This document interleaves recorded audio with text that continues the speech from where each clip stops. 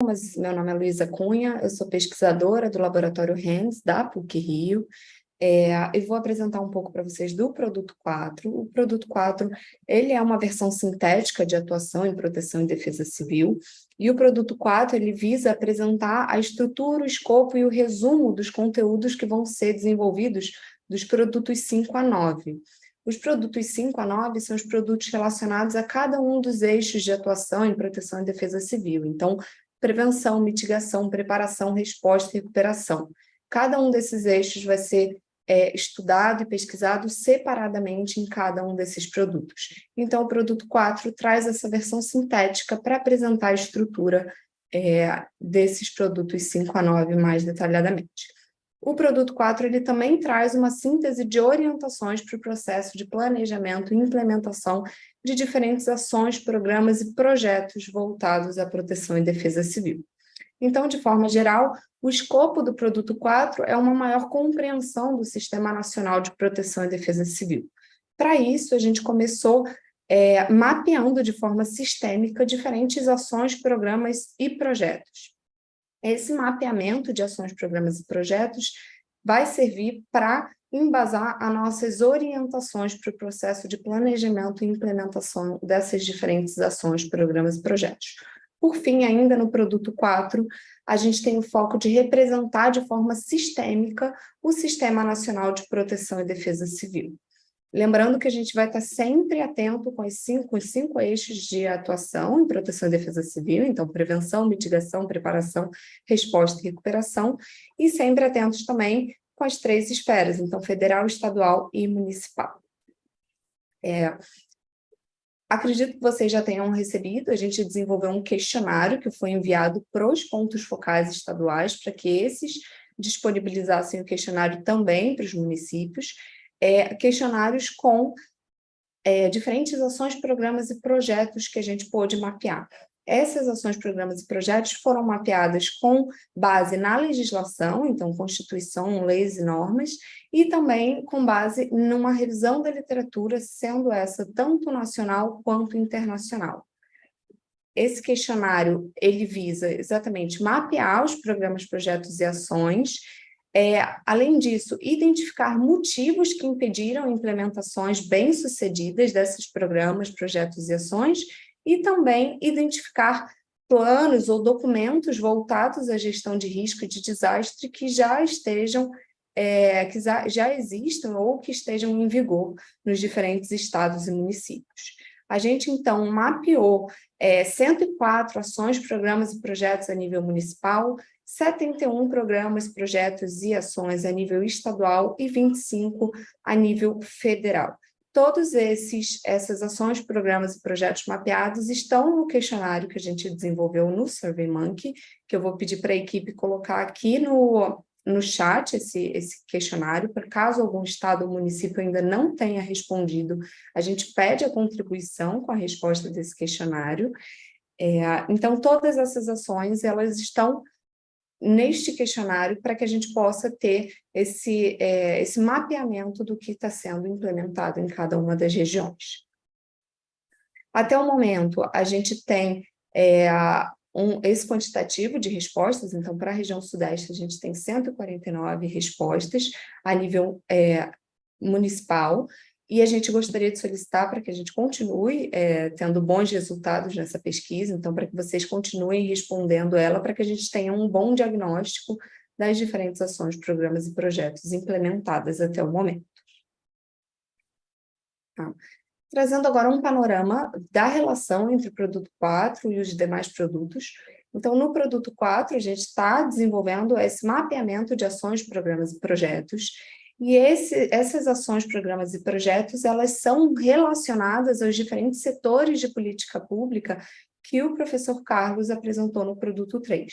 Então, a título de exemplo, se a gente fala de uma ação de identificar e mapear áreas de risco de desastre, a gente pode relacionar essa ação com o setor de desenvolvimento urbano. Se a gente fala de uma ação de instalar sistemas de alertas, a gente pode relacionar com o setor tanto de infraestrutura quanto de ciência, tecnologia e inovação.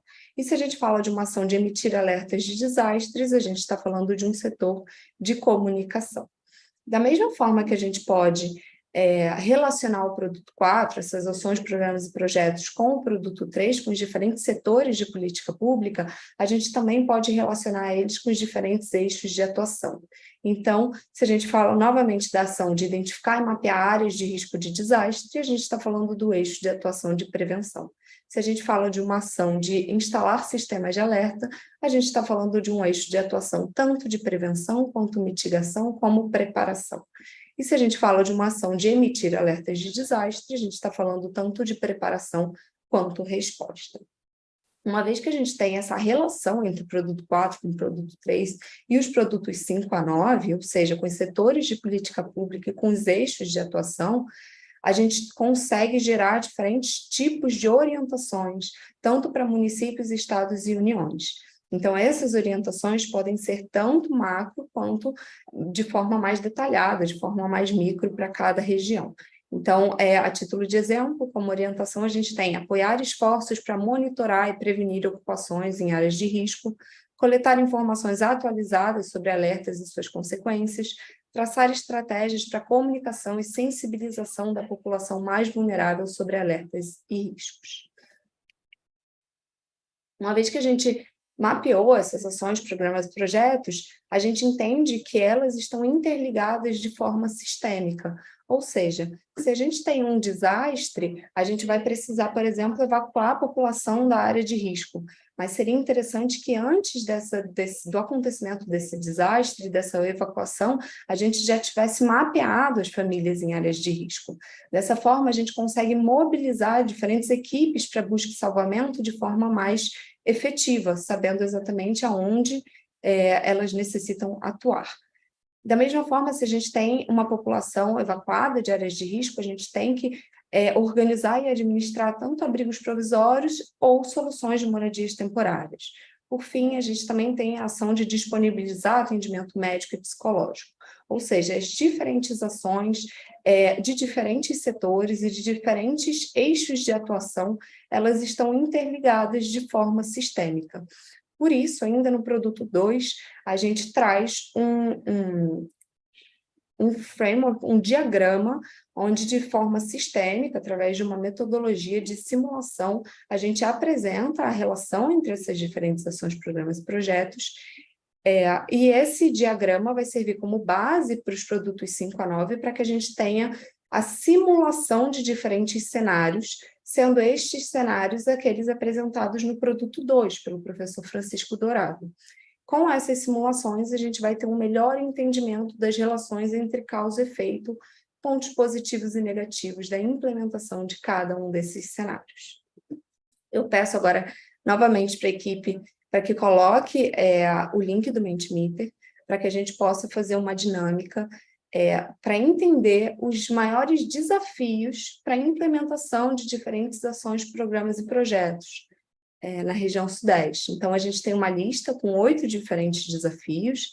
Então, falta de apoio para fiscalização, falta de reconhecimento do papel da população da defesa civil, falta de equipamento, falta de recursos humanos e recursos financeiros, falta de estrutura de trabalho, falta de apoio jurídico e falta de capacitação.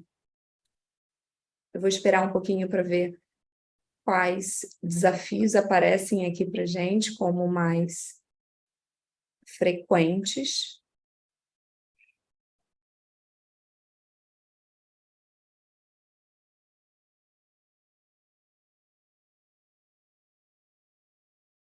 É interessante ver como os diferentes desafios eles mudam. A falta do reconhecimento do papel da defesa civil está ali entre os primeiros, alterando entre o primeiro e o segundo, mas é interessante ver que no questionário, nas respostas do questionário que a gente tem até agora, a falta de reconhecimento do papel da defesa civil ele não aparece entre um dos principais. No questionário, a gente tem recursos financeiros, recursos humanos e estrutura de trabalho. Então, é interessante ver como muda um pouco o perfil de resposta do questionário para o perfil daqui, mas eu acho que fica novamente um apelo para que a gente tenha mais respostas no questionário, para que a gente possa ter um diagnóstico adequado dos maiores desafios e das ações, programas e projetos que estão sendo implementados. Bom, esse essa dinâmica vai continuar rolando até o final, até a próxima dinâmica. Eu agradeço.